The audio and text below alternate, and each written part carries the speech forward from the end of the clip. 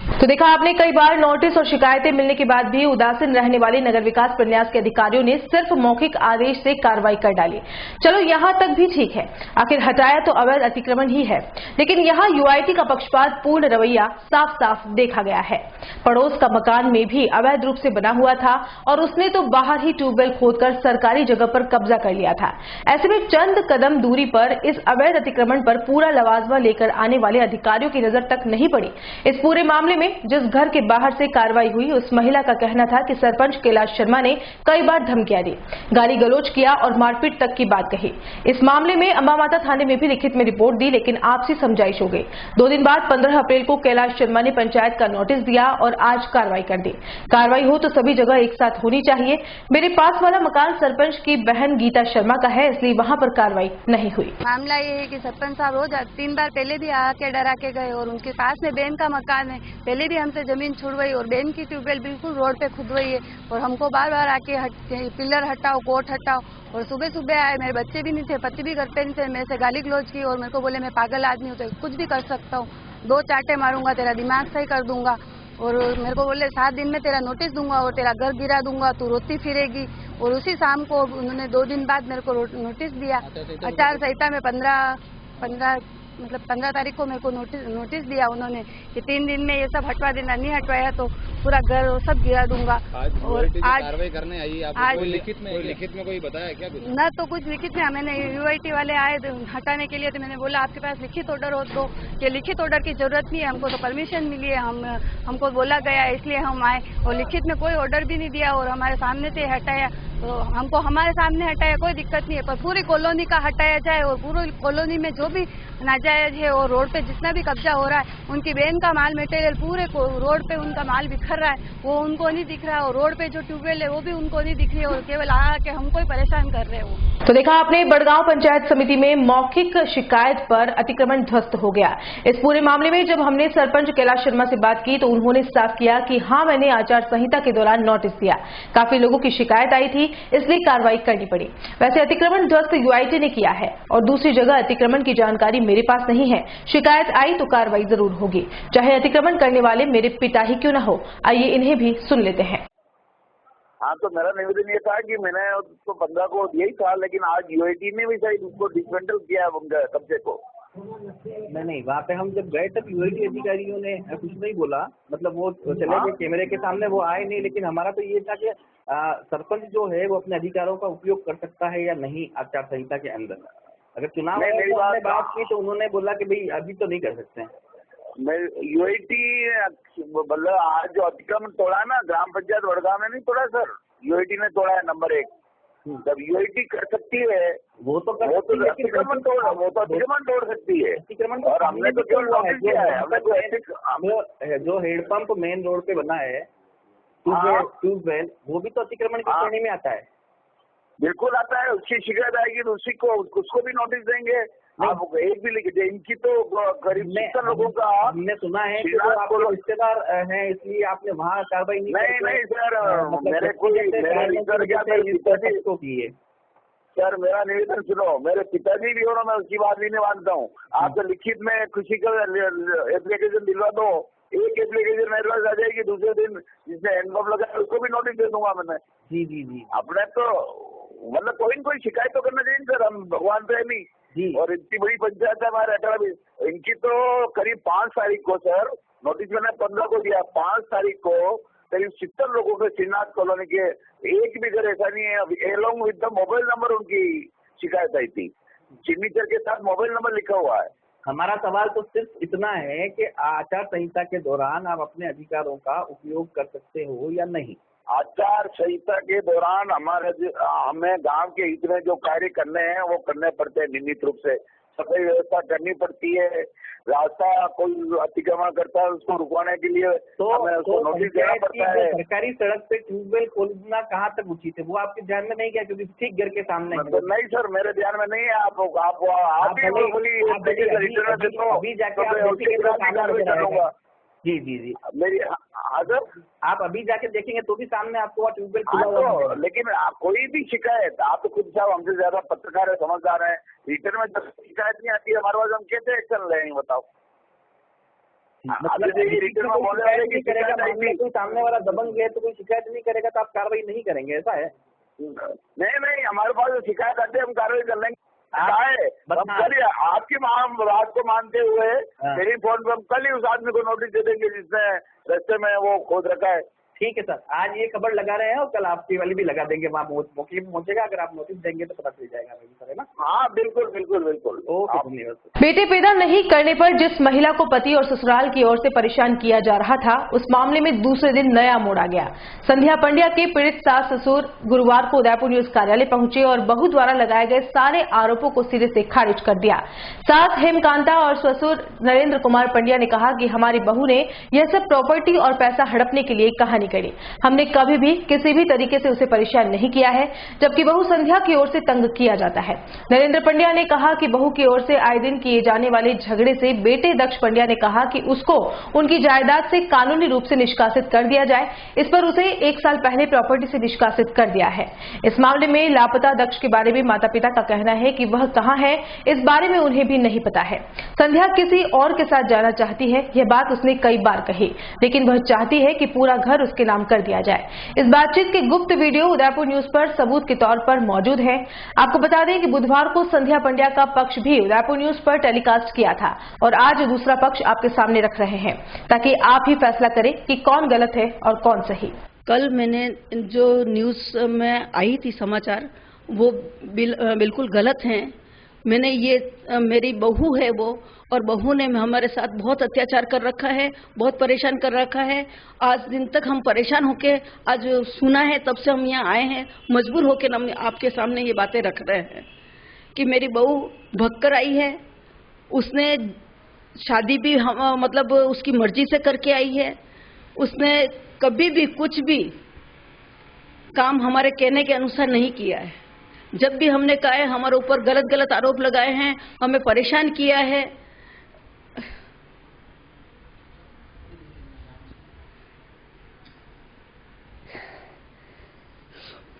मैं एक अध्यापक 3rd ग्रेड का अध्यापिका थी। मेरा 2016 में रिटायरमेंट हुआ।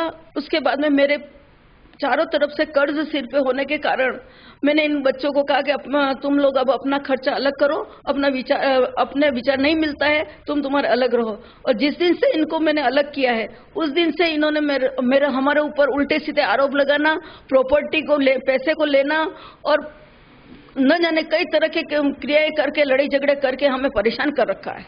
किसने? बहू ने परेशान कर रखा है हमें। यहाँ तक कि हमारे को कम से कम 3-4 बार हम पुलिस स्टेशन पर भी जाए आए, जमानत पे भी हम बैठे हुए हैं, हम कुछ नहीं बोल सक रहे। और वो रोज कभी तो महिला पुलिस में जाती है, कभी महिला परामर्श केंद्र जाती है, कभी थाने अंबोमाता थाने जाती है। हर जगह अलग अलग जाके अलग अलग बयान देती है और हमें परेशान कर रखा है। उनका आरोप है कि आपका जो बेटा है वो उसको आए दिन मारपीट करता उनके साथ, कुछ पैसे भी नहीं देते हैं वो। अब ये उनको हमने प्रॉपर्टी से निष्कासित कर दिया है। हमें उससे कुछ भी मतलब नहीं है, बेटे क्या कर रहा है क्या नहीं कर रहा है, हमारे बेटे से हमें कोई लेना देना नहीं है। केवल 2018 में मेरे पति नरेंद्र कुमार जी, जो मेरे पति हैं, वो डिप्रेशन के मरीज थे और उन्होंने यहाँ पे गीतांजलि में हॉस्पिटल में भर्ती कर रखे। 3 बार मैंने भर्ती करवाया और उसके अंदर एक पड़ोसी के नाते मैंने उसको आवाज दी और उसको इनको लेके हॉस्पिटल वो लेके गए और उनका इलाज करवाने के लिए सारा पैसा मेरा खर्च किया। वो केवल एक बार छोड़ने के लिए आया है, बाकी कभी भी वो हॉस्पिटल मिलने तक नहीं आए हैं, एक भी बार मिलने नहीं आए। और मैंने अपने आदमी को केवल अकेली 24 घंटे हॉस्पिटल रही। मेरी बेटी जो उदयपुर में शादी करा रखी है, उसने मेरे को सपोर्ट किया। उन्होंने लेके मेरे को, हम दोनों को वो सही करा के और वो लेके आई है। और बहू और बेटा कोई भी हमारे साथ नहीं था। और मैं घबरा के उसको बेटा भी परेशान हो गया। उसने हमें कह दिया था कि मम्मी हमें प्रॉपर्टी से निष्कासित कर दो, ये बहुत परेशान कर रही है हमें। और मैंने इसको इस कारण से उसको प्रॉपर्टी से निष्कासित कर दिया। आपकी बहू का आरोप ये है कि जो आपका बेटा है वो उसकी तंग करता है कि क्योंकि 2 बेटियां हो गई, बेटा नहीं हुआ। नहीं, ये सब गलत है। ये केवल उसकी माँ के कहने हुए शब्द है। पहली वाली लड़की हुई थी तब हम वो कमाते नहीं थे, तो हमने यही कहा कि तुम कमाने योग्य हो जाओ, उसके बाद बच्चे पैदा करो तो बहुत अच्छी बात है। और बिना काम का तुम अभी ऐसा मतलब काम कदम मत उठाओ जो आप परेशान हो जाओ, परिवार परेशान हो जाए। तुम एंजॉय करो, खाओ पियो घूमो। उसके ऊपर उसने जिद करके पहली बच्ची भी उसने पैदा करी और हमारे ऊपर झूठा आरोप लगाया कि वो अबॉर्शन कराने के लिए कह रही है। मेरी बेटी को भी परेशान कर रही है। वो मेरी बेटी के लिए भी उसने ये कहा है कि वो इन्होंने नंदों ने मेरे को ऊपर आरोप लगा के ना अबॉर्शन कराने के लिए बात कही है। और बेटियों ने कभी कुछ नहीं कहा है। वो खुद डिलीवरी पे आई हुई थी, उसने कुछ नहीं कहा। और न ही उसने कभी कोई ऐसी बात कही है कि जिस कारण से इनको बिगड़ जावे। आए दिन उन्होंने एक भाई है पर उसने अपने बेटे के समान उसको हमेशा सही रास्ता दिया कि आज छोटी बच्ची है, वो समझ जाएगी, तू उसके साथ प्रेम से रहे, उसके साथ घूमने फिरने जा, तू ये कर। कि मेरे पास पैसा नहीं है, मैं कहाँ लेके जाऊं, कि तुम नौकरी करो। उसको मैंने पहले कंस्ट्रक्शन काम दिया, 5 लाख का खर्चा किया, वो सारा पैसा बर्बाद कर दिया बेटे ने। उसके बाद में मैंने अभी थोड़ा थोड़ा करके 1 लाख रुपए एक बार दिया, उसके बाद 2 लाख रुपए अभी दिया। उस दिन से ये लगातार लड़ाई झगड़े कर रही है मेरी बहू, और दुकान जमाई है। क्या प्रमाण है कि वो गलत है और आप सही है? क्या प्रूफ है सर? अब एक तो मेरा अभी मकान तोड़ दिया है उसने कि तुम जादू टोने करते हो, मकान का दरवाजा वगैरह सब तोड़ रखा है। महिला आयोग में सब लिखा हुआ है, ये अम्बा माता थाने में सारा लिखा हुआ है, सारा बयान दे रखे हैं मैंने। एक बार नहीं, 2-2, 3-3 बार। और हम जमानत पे बैठे हुए हैं, इसलिए हम ज्यादा कुछ नहीं बोल पा रहे। उसको उसका पर्स ले लिया, उसका मोबाइल ले लिया और सब खोस खुसा के, और वो उसको धक्के देके घर के बाहर निकाला। उस समय हमने रात को 12 बजे करीबन उसकी शक्ल देखी थी, उसके बाद हमने शक्ल नहीं देखी।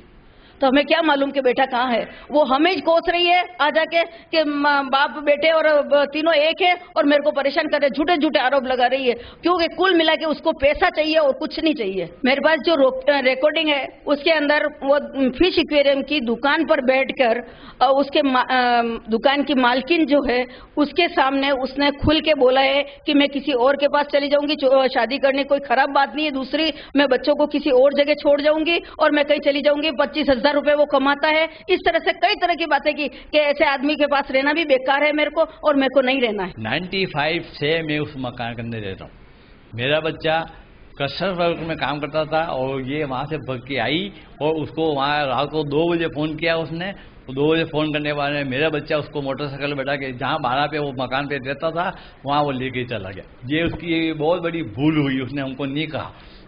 उसके बाद में क्यों ये उसका एक साथ से हमारे पीछे पड़ी हुई थी कि अंकल क्यों मना कर रहे हो, क्यों मना कर रहे हो, क्यों मना करो, क्योंकि हम ब्राह्मण हैं। हर जाति वाला एक दूसरे से शादी करवाता है तो हमको मिला के करता है कि इनका लाइफ कैसा रहेगा। हमको मालूम था अगर ये शादी होगी तो ये तो जिंदगी कूटाएंगे और ये जिसके घर में जाएंगे वहाँ कलेश होगा, इससे हम मना कर रहे थे। लेकिन इसको मालूम था मेरे को यहाँ आना है। उसका पीछे कारण मुख्य ये है, मेरा रिटायरमेंट हुआ, मेरा पैसा आया। बच्चे ने बोला उसको कोई फ्रेंड है ब्याह में रहता था, ब्याह में रहता, उसको 1 लाख रुपए की एक्सेस थी और अच्छा फ्रेंड, घरेलू रिलेशन, विश्वास पात्र। तो उन्हें पापा ऐसी बात है। मैंने कहा क्या कहें यार बेटा, मेरा पैसा मेरे पास भी नहीं है। कोई बात नहीं, गवर्नमेंट तो मेरे को 878 रुपया पेंशन देती है।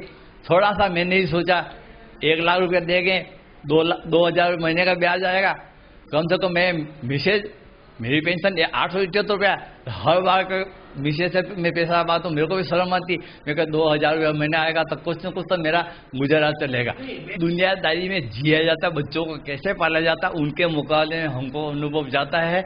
वो बच्ची जूं बड़ी होती गई, हमको समय समय पे समझाते कि बेटा ये उम्र बड़ी हो रही है, ये समय ऐसा हो गया, इनको अपने पास से सुला के हमें मेरी बच्ची है, आप कौन होते हैं, इसके लाभ बनाना मेरा काम है।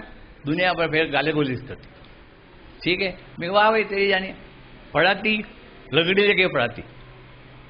इनकी लाइफ सेटल करने के लिए हमारे पास पैसा नहीं।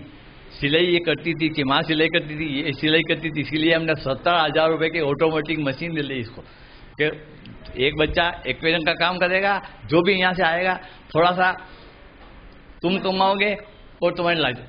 मिसेज की पेंशन जिस दिन रिटायर्ड हुआ उसके बाद मिसेज सोचा इससे तो क्या गुजारा चलेगा, सिलाई का क्या भरोसा है, तो ऐसा कोई प्रमाणिक इलाज होना चाहिए, क्या करें।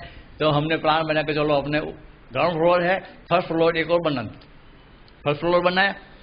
जनरल शादी ब्याह करो, मकान बनाओ, एस्टीमेट से पैसा ज़्यादा हो ही जाता। अब वो ज़्यादा हो गया, ज़्यादा हुआ तो फिर हमने हमारे पुत्र बधू को बोला कि बेटा ऐसा हो गया है, एक काम करो, कुछ दिन के लिए ऊपर आ जाओ, जितना नीचे है वैसा का ऊपर भी है, तो ऊपर आ जाओ। नहीं, ऊपर नहीं आऊंगे। मैं क्यों नहीं आओगे? छत के ऊपर तो गड़ा दबाया ही नहीं है, पानी टपकता है। मेरा पानी टपकता है तो कुछ ठीक करा देंगे, आ जाओ, पहले करा के दो। ये अलमारियाँ नहीं, पहले करा के दो, पहले पैसा नहीं, कहाँ से करा? मतलब और उसके बाद में उसने चैलेंज किया हमको, ये तुम दोनों डोगी का लाइफ खराब कर दूंगी, तुम्हारा जीना आराम कर दूंगी। उसके बाद में अमो माता थाने में जाके हमारे खिलाफ झूठी रिपोर्ट लिखाई। फिर हम दोनों गए, हमने भी हमारी रिपोर्ट लिखाई।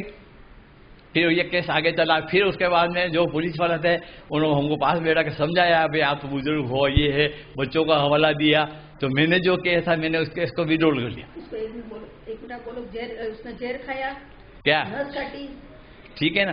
फिर क्या हुआ कि वो केस विड्रॉल किया तो पुलिस वालों ने, और उनका क्या रूल है मुझे मालूम नहीं, मैंने उनको कह दिया था हमारे खिलाफ कोई एक्शन तो नहीं होंगे, क्या नहीं होंगे। तो थोड़ी देर बाद में मजिस्ट्रेट से हमारे पास में सम्मन आया कि इतनी तारीख को वहाँ पहुँचो।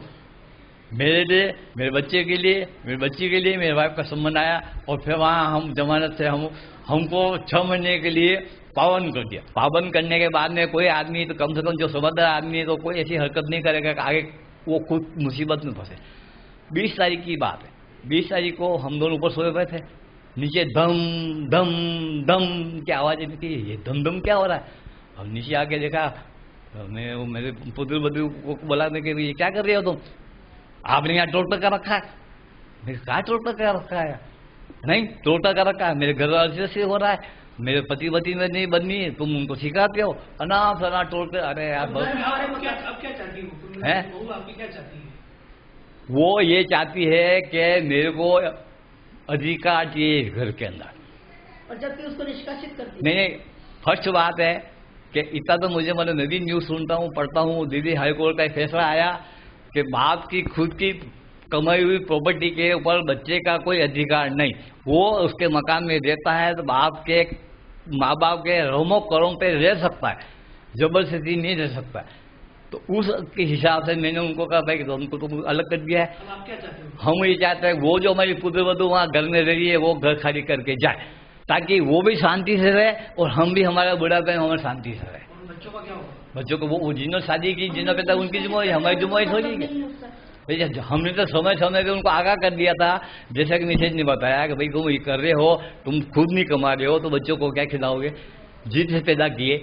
एक तरफ जहां झीलों की नगरी पीने के पानी के लिए तरस रही है, कई जगहों से पानी नहीं मिलने पर मतदान के बहिष्कार की चेतावनी दी जा रही है, वहीं इरिगेशन डिपार्टमेंट की खुलकर लापरवाही शहर में देखी जा रही है। इसकी वजह से लाखों लीटर पानी बर्बाद हो रहा है और आते जाते लोग बेबसी से व्यर्थ होते पानी को देख रहे हैं। उदयपुर शहर के कई इलाकों में 2 या 3 दिन में पानी आ रहा है और कई जगहों पर तो 7-7 दिनों तक नल नहीं आ रहे हैं, लेकिन विभाग के निकम्मे अधिकारियों की वजह से पानी की बर्बादी सरेआम हो रही है। लेकिन जिम्मेदारों की आंखों पर तो मानो पट्टी लगी हुई है। बुधवार को दिन में जयसमंद से आ रही पाइपलाइन का वॉल खोलकर जिम्मेदार बंद करना भूल गए। इस दौरान कई घंटों तक लाखों लीटर पीने के पानी पाइपलाइन से गंदे नाले में व्यर्थ ही बहता रहा।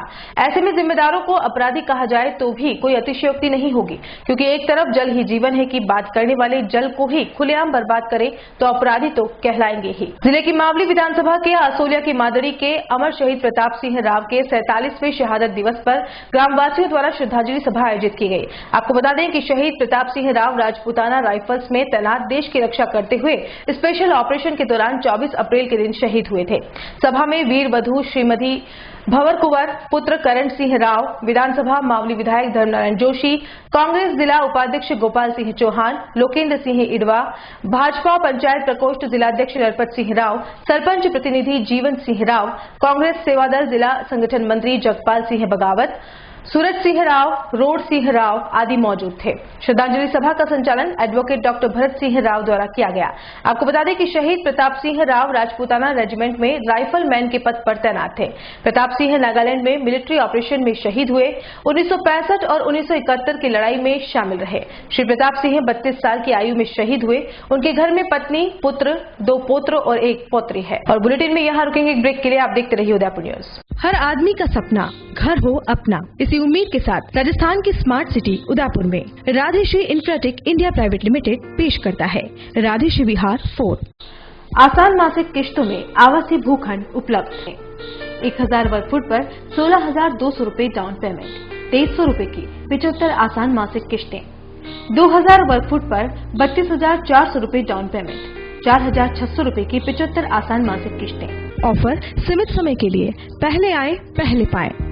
विशेषताएं 30 फीट डामर रोड, मंदिर, हरा भरा वातावरण, आबादी के नजदीक, सभी वर्गों के लिए भूखंड उपलब्ध। प्रतापनगर से मात्र 15 मिनट की दूरी पर, देबारी जिंग चौराहा से मात्र 10 मिनट की दूरी पर, मीठा नीम गांव से मात्र 5 मिनट की दूरी पर, एयरपोर्ट के पीछे 10 मिनट की दूरी पर। प्रत्येक प्लॉट की बुकिंग पर 5,000 रूपए का निश्चित उपहार। नियम व शर्तें लागू।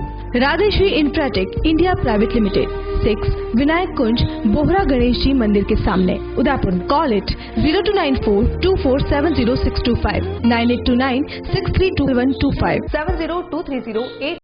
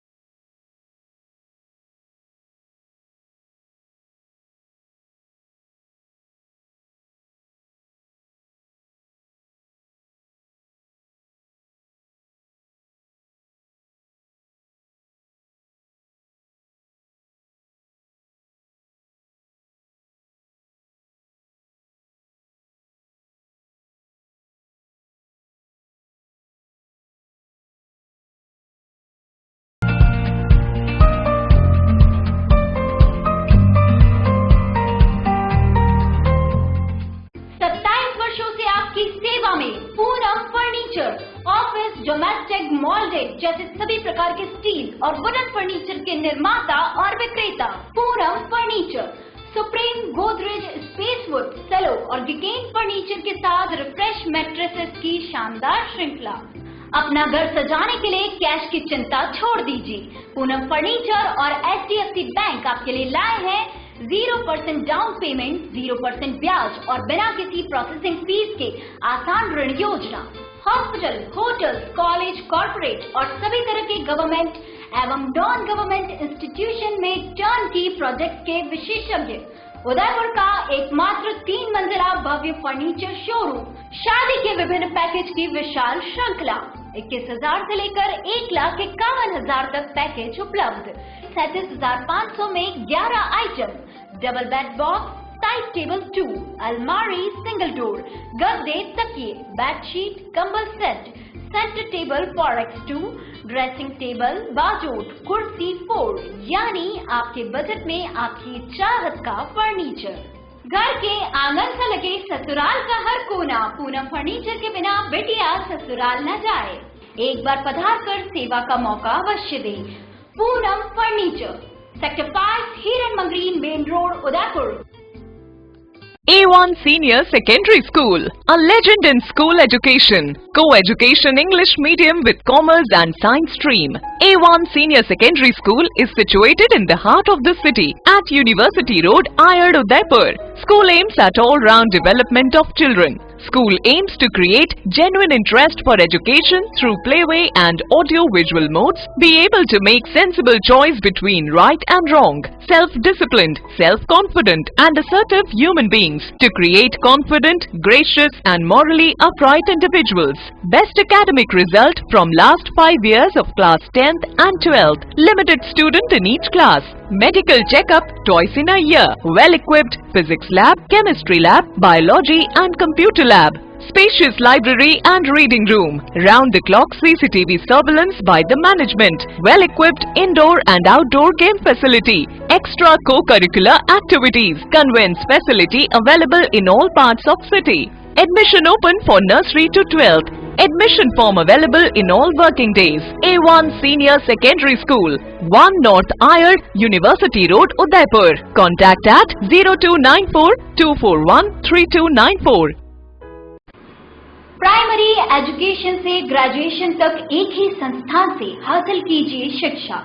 साथ ही बीए, बीएड और बीसीए की डिग्री कोर्स भी आप यहां से कर सकते हैं।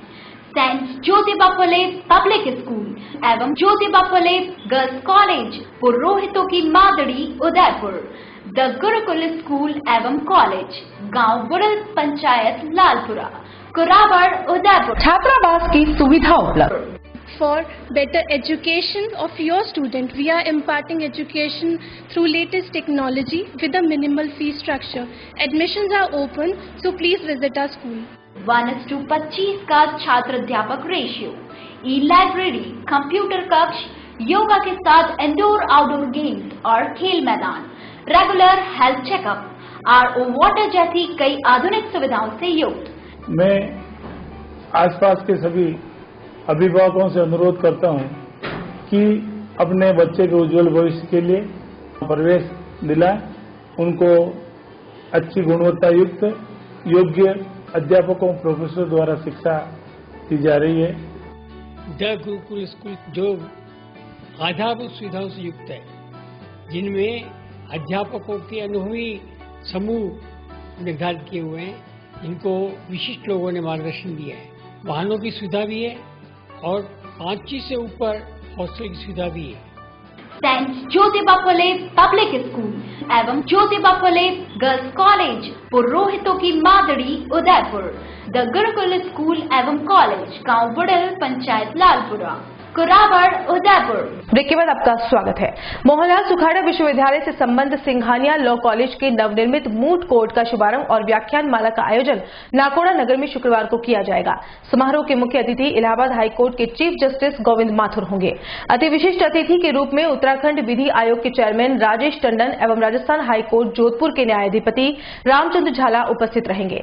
गुरुवार को आयोजित पत्रकार वार्ता में सिंघानिया लॉ कॉलेज के प्रबंध निदेशक डॉक्टर अशोक आचार्य और प्राचार्य डॉक्टर धर्मेंद्र जैन ने बताया कि समारोह के बाद व्याख्यान माला का आयोजन किया जाएगा।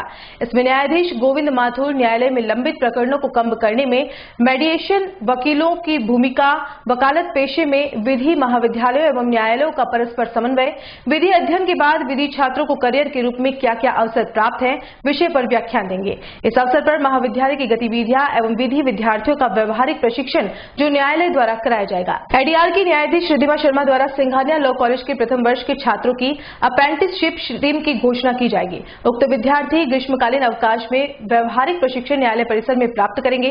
कार्यक्रम को उत्तराखंड विधि आयोग के chairman Rajesh Tandon, bar council of India के सदस्य सुरेश श्रीमाली तथा बार काउंसिल ऑफ राजस्थान के सदस्य राव रतन सिंह भी संबोधित करेंगे।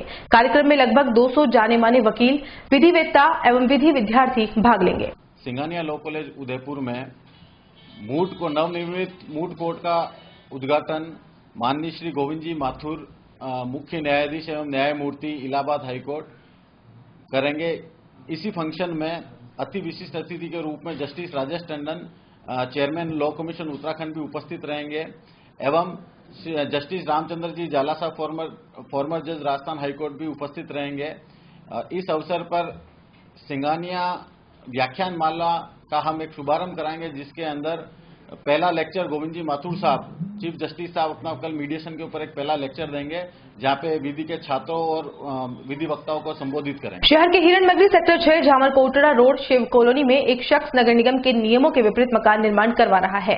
इस बारे में उसके पड़ोसी ने कई बार निगम कमिश्नर को लिखित में शिकायत की है, लेकिन आज तक कोई कार्रवाई नहीं हो पाई है। पीड़ित पड़ोसी ओम प्रकाश चंद्रयान ने बताया कि उनके घर के पास गंगा देवी नामक महिला के 2800 स्क्वायर फीट प्लॉट पर कई महीनों से निर्माण कार्य चल रहा है, जहां सेटबैक के तहत 10 फीट फीट जगह छोड़कर निर्माण करना होता है, वहां करीब 5 फीट ही जगह छोड़कर निर्माण करा दिया गया। इसके अलावा सामने की ओर से भी काफी आगे बढ़कर निर्माण किया गया है। चंद्रयान का कहना है कि निगम में जब सुनवाई नहीं हुई तो आरटीआई के तहत सूचना भी मांगी थी और इस बारे में कलेक्टर को भी लिखित सूचना दी गई है। इस पूरे घटनाक्रम के बाद तो यही लगता है कि कहीं न कहीं निगम की मिलीभगत के चलते धड़ल्ले से अवैध रूप से यह निर्माण कार्य बेखौफ चल रहा है। मेरा नाम ओम प्रकाश चंद्रायन है। मैं सेक्टर 6 निवासी हूँ।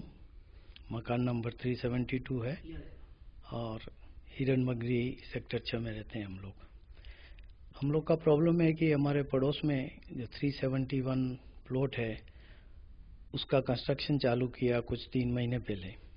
जब उन्होंने चालू किया वो कमर्शियल के हिसाब से चालू किया।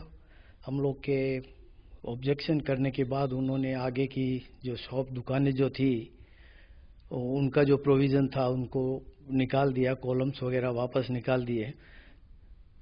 उसके बाद कंस्ट्रक्शन वर्क पूरा चालू था और इनका जो निर्माण जो हो रहा है वो पूरा इसके सेट नॉर्म्स के हिसाब से नहीं हो रहा है और हम लोग ने ये इनको भी बताया और इसके बारे में उदयपुर के नगर निगम कमिश्नर को हम लोग करीब 10 चिट्ठियाँ लिखी है और उसमें हम लोग एक्सप्लेन किया है कि क्या गलत काम हो रहा है, लेकिन अभी तक कोई भी कार्रवाई नहीं हुई है नगर निगम की तरफ से और काम बराबर चलता रहा। काम का स्पीड इतना तेज होता है छुट्टियों में कि वो लोग 3 या 4 दिन में काफ़ी काम कर लेते हैं और ये हर बार छुट्टियों में ही यही काम करते हैं। जब हम लोग ने पिछली बार जब छुट्टियों में काम चल रहा था तो हम लोग ने नगर निगम के पदाधिकारियों को कांटेक्ट किया टेलीफोन के ऊपर, SMS भी भेजे, लेकिन कोई रिस्पांस नहीं हुआ। उसके बाद हम लोग ने वापस चिट्ठी लिखी उनको, अपनी कंप्लेंट लॉज की। उसमें हम लोग ने बताया कि कंस्ट्रक्शन अभी भी फुल स्विंग में चल रहा है, कि इसका रोका जाए, लेकिन कोई कार्रवाई अभी तक कॉरपोरेशन की तरफ से नहीं हुई। ये लोग जो सेटबैक का जो कंस्ट्रक्शन है वो सेटबैक जो 10 फीट होना चाहिए उसकी जगह 6 फीट 6 इंच 6 फीट 5 इंच रखा है और फ्रंट में भी जितना अलाउबल एरिया जो है उससे जो कवर्ड एरिया उससे ज़्यादा इन लोग ने कवर किया। शुरू में इन्होंने पूरे प्लॉट पे 100% कंस्ट्रक्शन किया था, लेकिन हमारे ऑब्जेक्शन होने के बाद इन लोग ने वापस तोड़ दिया और उसको डिमोलिश कर दिया। लेकिन अभी भी जो बना हुआ है वो पूरे कानून के हिसाब से नहीं है और जितना सेटबैक होना चाहिए कॉरपोरेशन के नॉर्म से और UIT के नॉर्म से उसके हिसाब से ये लोग काम नहीं कर रहे हैं। ये मकान उसका जो इससे अपना कमिश्नर ऑफिस से पता चला है कोई लीलाबाई हैं जो बेंगलोर में रहते हैं, लेकिन अभी तक हम लोग से मुलाकात नहीं हुई। मकान मालिक कभी आता नहीं। एक बार एक जेंटलमैन आए थे पर मकान उनके नाम पे नहीं है। लीलाबाई हम लोग नहीं जानते कौन है। ओनर कभी का आया था, उस टाइम शुरू में जब आए थे उनको बताया था कि हम लोग जो कर रहे हैं आप लोग गलत काम कर रहे हैं, फ्रंट में पूरा आपने छोड़ा नहीं है। वो लोग कंप्रोमाइज़ करने के लिए बोला ठीक है साहब ऐसा कर दीजिए, वो है वो। तो हम लोग ने बोला कि हम लोग कंप्रोमाइज़ नहीं करेंगे, जो गवर्नमेंट का जो सेट नॉर्म्स है उसके हिसाब से आप काम कीजिए, हम लोग हैप्पी हैं। हाँ, उसके बाद जब कोई कार्रवाई नहीं हुई नगर निगम की तरफ से तो हम लोग ने उदयपुर के कलेक्टर महोदय से मिले। उन्होंने हम लोग को आश्वासन दिया कि उचित कार्रवाई की जाएगी और हम लोग ने जो जितने भी लेटर्स जो हम लोग ने सबमिट किए थे कॉरपोरेशन को एक कॉपी कलेक्टर महोदय को भी दी। इसके बीच में हम लोग मेयर साहब से भी मिले थे लेटर स्टेज में। ये जब कुछ कार्रवाई नहीं हुई, पता नहीं क्या कार्रवाई हुई हमको पता नहीं, लेकिन इसके लिए हमने RTI से भी एक इंफॉर्मेशन मांगी है।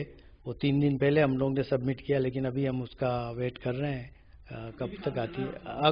हाँ, काम अभी भी ये छुट्टियों 4 दिन की छुट्टी होने की वजह से कॉन्ट्रैक्टर ने एकदम फुल स्विंग में काम चालू किया। वो दिन रात काम करके कंस्ट्रक्शन चालू किया और हमको ऐसा लगता है कि शायद 3 दिन में वो पूरे कॉलम्स पूरे कंस्ट्रक्ट कर देगा 3 दिन की छुट्टियों में। और इस छुट्टियों में हम लोग किसी को भी कांटेक्ट करते हैं कॉरपोरेशन में जो रिलेवेंट ऑफिसर्स हैं, उनका जवाब आता है, लेकिन बोलते हैं आप कलेक्टर साहब के पास जाओ या ये हमारा क्षेत्र नहीं है। एक बार हम लोग ने वार्ड काउंसिलर से भी बात की, लेकिन उन्होंने बोला कि आप कलेक्टर साहब को अप्रोच करो, लेकिन वो छुट्टी होने की वजह से हम लोग किसी को अप्रोच नहीं कर सकते, क्योंकि ये लोग छुट्टियों में ही ज़्यादा काम करते हैं। हम लोग ने पार्षद जी को मैंने SMS भेजा था क्योंकि हॉलीडेज में जो काम चल रहा है उसके बारे में, और उनको लिखा था कि हम लोग को जो हम लोग ने लेटर्स भेजे हुए हैं ऑलरेडी, और उनके बाद उनका फ़ोन कॉल वापस आया था। मैंने SMS भेजा था, उनका फ़ोन कॉल आया था, उन्होंने कहा आप कलेक्टर साहब से कांटेक्ट करो, लेकिन छुट्टी होने की वजह से ये अप्रोप्रिएट नहीं था। और अब बढ़ते हैं अगली खबर की ओर। आगामी 29 अप्रैल को होने वाले लोकसभा चुनाव को लेकर सभी राजनीतिक पार्टियां अपने स्तर पर चुनाव प्रचार में लगी हुई हैं। वहीं लेक सिटी में इन दिनों भाजपा का एक कार्यकर्ता अनूठे ढंग से प्रचार में जुटा हुआ है। इंदौर निवासी लक्ष्मी नारायण शर्मा उर्फ लच्छू नेता मोदी रूप धारण किए हुए मोटरसाइकिल पर शहर में घूम रहा है और राह चलते लोगों के साथ दुकानदारों के हाथ जोड़कर भाजपा को वोट करने की अपील कर रहा है। लक्ष्मी नारायण शर्मा मोदी मुखौटा, मोदी कोठी पहने लोगों को खूब लुभा रहा है। कई लोग उन्हें रोककर सेल्फी भी ले रहे हैं। शर्मा ने उदयपुर न्यूज को बताया कि वह मूलतः इंदौर के रहने वाले हैं और बाइक पर मोदी का रूप धारण कर लेक सिटी आए हैं। विकास के नाम पर लोगों से फिर से मोदी सरकार बनाने की अपील कर रहे हैं।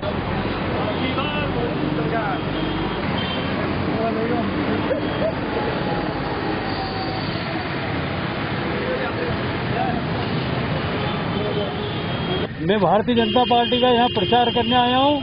विकास के नाम पर वोट निकला हूँ। मैं सारे उदयपुर के जनता से निवेदन करने आया हूँ, गुजारिश करने आया हूँ, एक एक वोट भारतीय जनता पार्टी को देना देश के विकास के लिए। ये देश के भविष्य का सवाल है। चुनाव ये विधानसभा का चुनाव नहीं है, लोकसभा का चुनाव है, देश के भविष्य का चुनाव है, देश के नीति और रीति का चुनाव है। भारतीय जनता पार्टी ने स्वच्छ अभियान चलाया है। गांधी जी ने नारा लगाया था स्वच्छ अभियान का, लेकिन उसका नारे का सपना मोदी जी ने साकार करा। पूरे इंडिया में स्वच्छ भारत का नारा मोदी जी ने उसको साकार करा, गांधी जी के सपनों को। मैं भारतीय जनता पार्टी के माध्यम से सारे जनता से वोट मांगने आया हूँ। एक एक वोट भारतीय जनता पार्टी को देना देश की सुरक्षा के लिए। कांग्रेस पार्टी के दिग्गज नेता और पूर्व केंद्रीय सेवक डॉक्टर गिरिजा व्यास ने गुरुवार को उदयपुर में प्रेस कॉन्फ्रेंस कर कांग्रेस के मैनिफेस्टो के साथ साथ मोदी सरकार की नाकामियों को पत्रकारों के सामने रखा।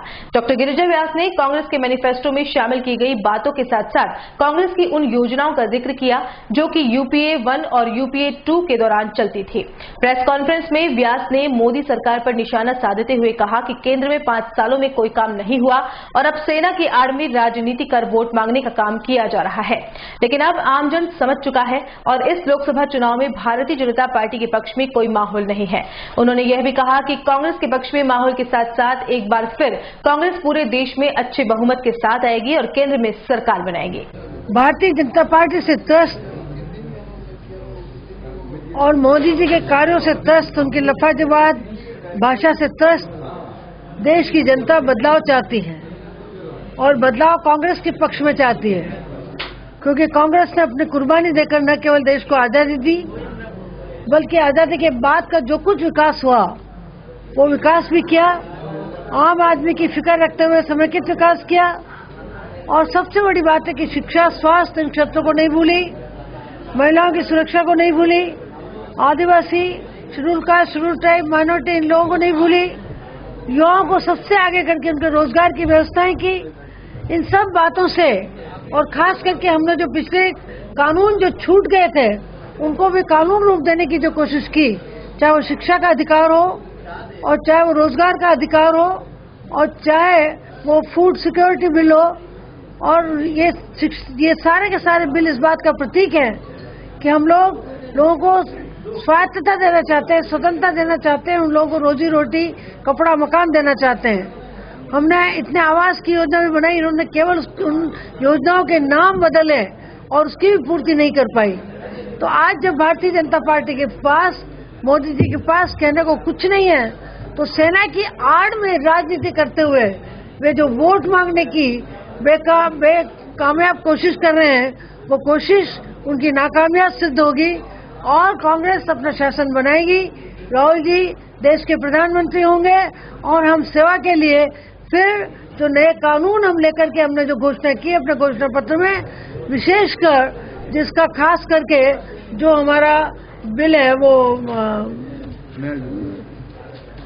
न्याय का, उस न्याय को बच्चों को रोजगार देने का उसको और युवाओं को रोजगार का, शिक्षा में अधिक बजट देने का और किसानों के लिए अलग बजट का प्रावधान करने का, महिलाओं की सुरक्षा की व्यवस्था करने का, आधारभूत ढांचे को सुधारने का, ये सारे जो वादे किए हैं वो वादे पूरे करके हम जनता के बीच जाएंगे और निश्चित तौर पर भारतीय जनता पार्टी की और मोदी जी की सरकार बनने वाली नहीं है। लोग ऊब चुके हैं। अब लफाजबादी और उनकी भाषा जो बोली जा रही है उसका लोगों पर विपरीत प्रभाव पड़ रहा है। जहां जहां चुनाव हो गए, यदि वहां का सर्वे कराया जाए तो वहां पर लोगों ने कांग्रेस के पक्ष में वोट दिया है। ये हवा इस और संकेत करती है। राजस्थान में 25 में से 25 सीटें हम लेकर के आएंगे। ऐसा कोई रास्ता नहीं है जिससे कि वो सड़क मार्ग से जा सकते हैं। हमारा एनालिसिस भी हुआ था उसके ऊपर, क्या कहेंगे? हाँ, वर्तमान सांसद जी को भी हमने इस मामले में बताया था। आपका क्या कहना है? इसकी कोई वास्तविक, मेरे सामने भी समस्या आई थी, जब उससे बनने से हम कोशिश कर रहे हैं कि बहुत सी जगह पर इस तरह के में परमानेंट व्यवस्था जो होती है उस तरह की व्यवस्था करनी चाहिए और जो रास्ते ढूंढ जाए हमारी सरकार निश्चित तौर पर, मैं भी सरकार से कहूंगी कि राज्य सरकार और केंद्र सरकार दोनों मिलकर के और उन बच्चों की शिक्षा की पूरी व्यवस्था करेंगे। उदयपुर में माइनिंग विभाग और अंबा माता थाना पुलिस ने गुरुवार को अवैध बजरी के खिलाफ कार्रवाई करते हुए 3 डंपरों को जब्त किया। बताया जा रहा है कि यह तीनों डंपर अल सुबह अवैध रूप से खनन की गई बजरी को थूर गांव की ओर ले जा रहे थे। उसी दौरान माइनिंग विभाग को इस बात की सूचना मिली और माइनिंग विभाग ने अंबा माता थाना पुलिस की सहायता से इस कार्रवाई को अंजाम दिया। माइनिंग विभाग की इस कार्रवाई के बाद तीनों डंपरों को फतेहपुरा चौकी पर लेकर आए। अब तीनों डंपरों को चौकी के बाहर खड़ा कर रखा है। इसके अलावा अब माइनिंग और पुलिस नियमानुसार इनके मालिकों के खिलाफ कार्रवाई करेगी। लोकसभा चुनाव से ठीक पहले उदयपुर शहर विधानसभा क्षेत्र से 100 से ज्यादा कांग्रेसी कार्यकर्ताओं ने पार्टी की सदस्यता से इस्तीफा दे दिया।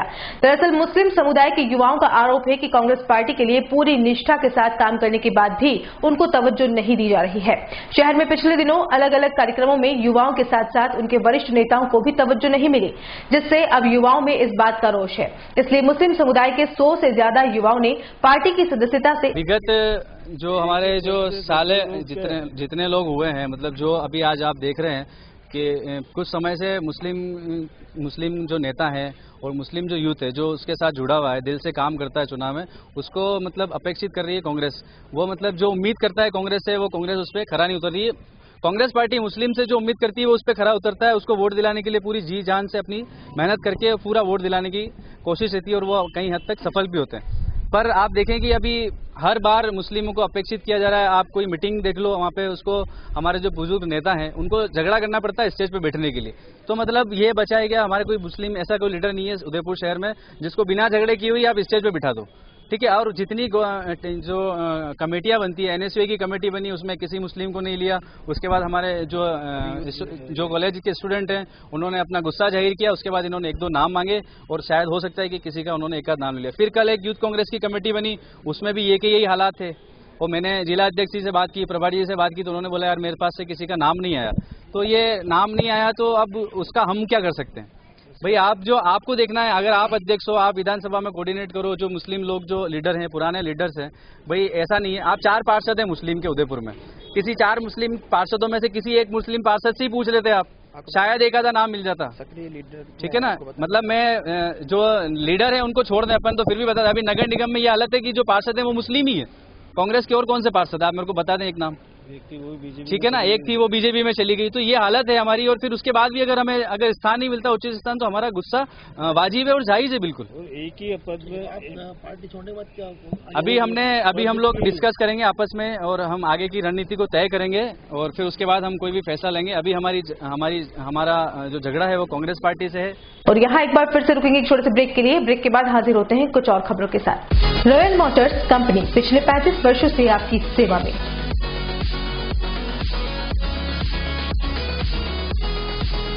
हीरो मोटोकॉर्प का सबसे बड़ा व विस्तृत शोरूम एवं वर्कशॉप,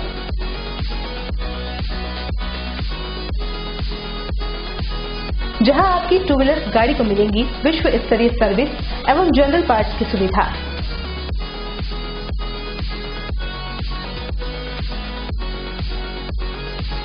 हीरो मोटोकॉ के सभी मॉडल सभी रंगों में उपलब्ध।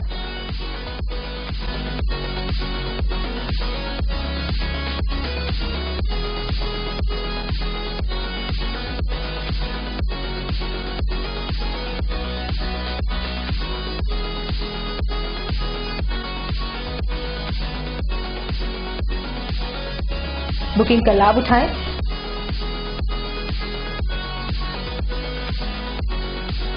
Royal Motors company 57 Panchavati Udaipur. Phone number 02942426-838। Vibrant Academy India Private Limited, Kota's topmost coaching institute for IIT, JEE, boards and various Olympiads for class 7 to 12 now in Udaipur.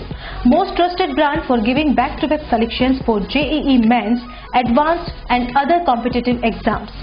Morning and evening batches, small size batches, daily on desk without classes, preparation for various competitive exams, personal counseling session by experts.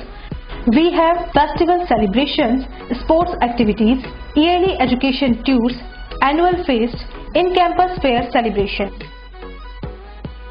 Vibrant Academy provides pick and drop facility, smart classrooms, fully air-conditioned classrooms, biggest scholarship program, Spark. Study in just 59,500 till 10th class. For more information, contact 0294241390. Address near Alka Hotel, Shastri Circle, Udaipur. Website www.udaipur.vibrantacademy.com. For more information, contact Durgesh tent house and flower decoration and events, all in one best theme के साथ tent, light, VIP catering, flower decoration, डोली, पालकी, लवाजमा, bridal entry, रिवोलविश stage, DJ set and photo booth, पूरा package लीजिए तो अभी कॉल कीजिए, घर बैठे सुविधा पाइए। Durgesh flower, 100 feet road, Shobhagpura, Nand Bhawan के सामने, उदयपुर।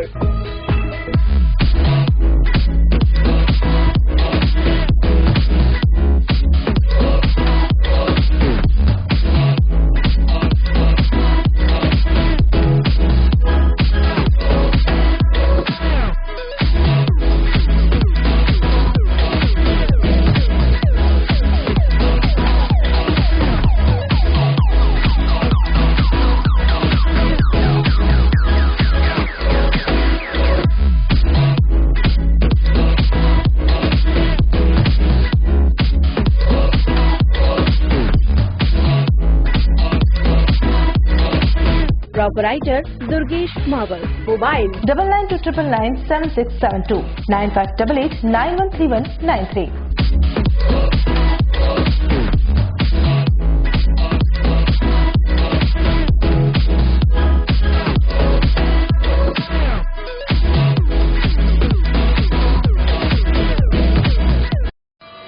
उस दिन तो मैं डर ही गई थी। रात के 1 बजे मैं कहाँ जाऊं? काफी भीड़ भी जमा हो गई थी। भीड़ में से किसी ने मुझे GBH ट्रोमा इमरजेंसी का कार्ड दिया। मैंने वहाँ फोन किया तो एक कॉल करने से तुरंत एम्बुलेंस आ गई। वहाँ के डॉक्टर, नर्स और स्टाफ ने ऐसे संभाला कि मुझे कुछ पता ही नहीं चला। उफ पापा, क्या बोलूं। उसके बाद नर्स ने जब मेरे कंधे पर हाथ रखा तो मुझे एक भरोसा मिला। पापा, सिर्फ एक सलाह ने सब कुछ पहले जैसा ठीक कर दिया। तू तो पागल है। पापा, आप ही तो हो हमारे सब कुछ। एक्सीडेंट, ट्रोमा या किसी भी इमरजेंसी में भरोसा कर सकते हैं सिर्फ NABH प्रमाणित GBH अमेरिकन हॉस्पिटल पर। जयपुर के बाद प्रदेश का एकमात्र NABH प्रमाणित hospital GBH American hospital, Kothibagh, Bhatt ji की बाड़ी, Udaipur. The Scholars Arena, an English medium co-education senior secondary school, activity-based teaching and learning with 1:35 student-teachers ratio. Pre-nursery to 12th, affiliated to CBSE, well-equipped physics, chemistry, biology and computer lab, well-equipped and ventilated classrooms. School aims to cultivate traditional values and cultural heritage of India. Up to 2nd standard, no school bags, no homework. Air-conditioned pre-nursery and nursery classrooms. Special general knowledge empowerment program, enabling child to speak fluent English ensure the best English speaking environment. Complete monitoring with CCTV, well-equipped indoor and outdoor game facility, extra co-curricular activities. School also ensure full security while pick and drop your child. The Scholars Arena English Medium Senior Secondary School near IOC Petrol Pump, Savina Bypass, Sector 9, Hiran Magri, Udaipur. Our second branch, the Scholars Arena English Medium School, 29 New Swaminagar, 100 Feet Road, Tekri Madadi Link Road, Udaipur. Break के बाद एक बार फिर से आपका स्वागत है। जिला प्रशासन, गीतांजलि मेडिकल कॉलेज एवं हॉस्पिटल और SVEEP के संयुक्त तत्वावधान में एक शाम लोकतंत्र के नाम विषयक मतदाता जागरूकता कार्यक्रम का आयोजन हुआ। इस अवसर पर मुख्य अतिथि जिला निर्वाचन अधिकारी श्रीमती आनंदी, विशिष्ट अतिथि चुनाव प्रेक्षक हरबाज सिंह व SS भदौरिया, स्वीप प्रभारी कमर चौधरी, अतिरिक्त आयुक्त अंजलि राजौरिया, SDM गिरवा लोकबंधु, गीतांजलि ग्रुप के अंकित अग्रवाल, डॉक्टर SF मेहता एवं CEO गीतांजलि मेडिकल कॉलेज एवं हॉस्पिटल प्रतिम तंबोली मौजूद रहे।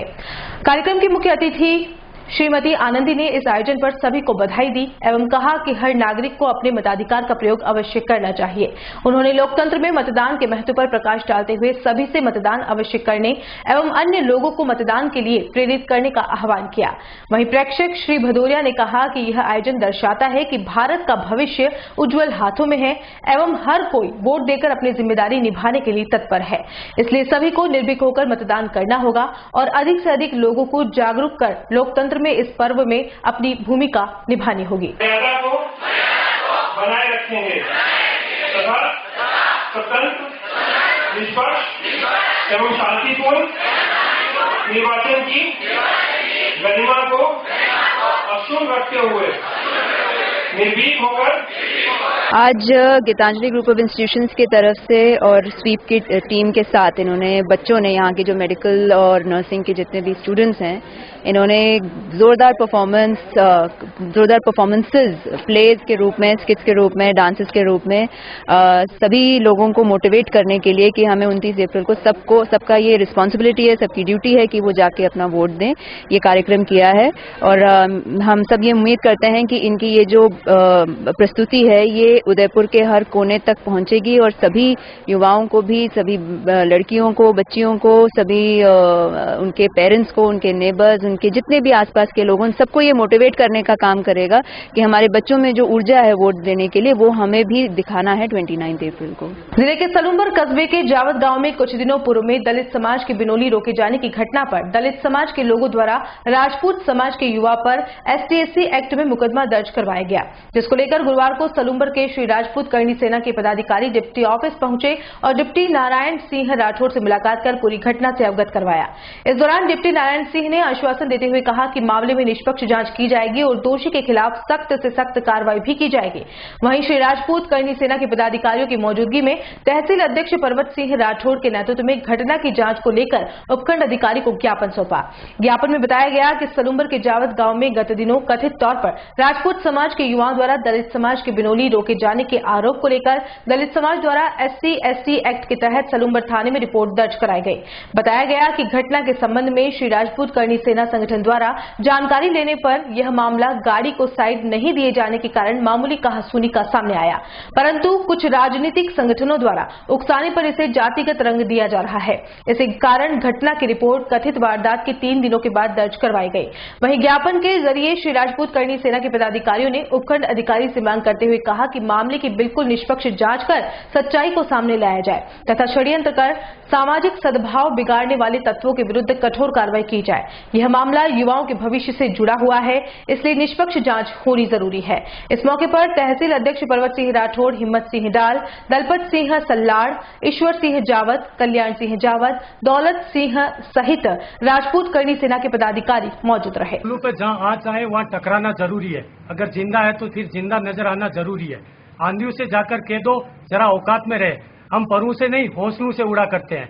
आज जिस तरह आपको पता होगा दाऊद में जो घटना घटित हुई, उस संदर्भ में आज हम सभी इकट्ठा हुए हैं। राजपूत भाई, मेहुल सप्पल और पूरे सलूमर क्षेत्र से इकट्ठा होकर एक यहाँ पर जिस तरह से जो हम उस एक्ट के खिलाफ नहीं है, लेकिन उस एक्ट के अंदर कोई निर्दोष आदमी नहीं फंसे, इसलिए हम सब इकट्ठा हुए हैं। हम प्रशासन पर पूर्ण विश्वास है, न्यायपालिका पर पूर्ण विश्वास है कि वो स्वतंत्र होकर न्याय करेगी, दोषियों को सजा देगी और जो निर्दोष होगा उसको बचाएगी। हम यही चाहते हैं। जिस तरह आपने देखा होगा कि पिछले 10 दिनों से पूरे इस मेहुल सप्पल क्षेत्र से बीटीपी वाले और जितने भी दलित संगठन है, सब इकट्ठा होकर एक राजनीतिक वैमनस्य, जातीय वैमनस्यता फैलाने का जो कार्य कर रहे हैं, उसके हम खिलाफ है।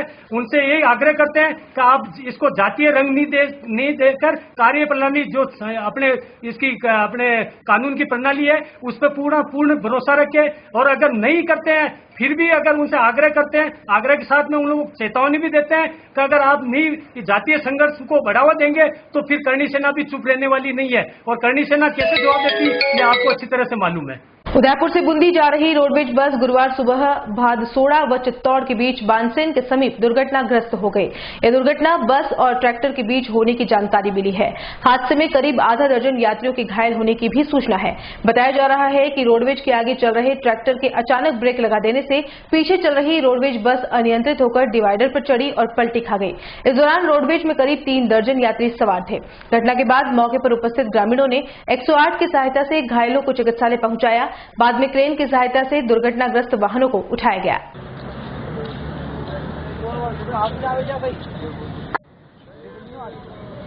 आजकल चोरों और उचक्कों के हौसले इतने बुलंद हैं कि वह दिन दहाड़े किसी भी वारदात को अंजाम देने से भी बाज नहीं आ रहे हैं। ऐसी ही एक घटना सलूमबर थाना से मात्र 4 किलोमीटर दूर डाल गांव में हुई, जहां दिन दहाड़े एक 70 वर्षीय वृद्धा से 2 बाइक सवार बदमाश सोने की चेन छीनकर फरार हो गए। किराना की दुकान चलाने वाले सुरेश जैन की मां शांतिबाई दुकान पर बैठी थी, तभी बाइक सवार 2 बदमाशों ने वृद्धा से गुटखा देने की कहा।